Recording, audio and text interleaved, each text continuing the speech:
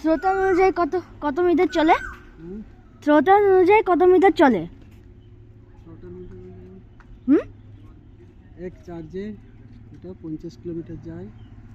গাড়ির গতি হচ্ছে 25 কিলোমিটার। তারপর সিঙ্গেল চার্জে প্যাডেল অ্যাসিস্ট মোডে আপনার এটা 50 কিলোমিটার যাবে। এমনিতে আপনার 30 কিলোমিটার মতো যেতে পারে। গাড়িটি ভালো, আপনারা দেখতে পারেন। যেমন ব্যাটারি রয়েছে, ব্যাটারিটা 2 বছর, মোটর ওয়ারেন্টি। কোম্পানির নাম? নাম এখানে দেওয়া আছে। নাম হচ্ছে 8 লাখ। আয়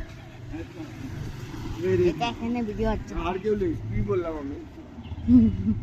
ঠিক আছে, চলো। আলাদা করে সিট লাগানো। দেখছি তো, এটা সাইকেল না মোটর সাইকেল, সিট দেখছিস তো?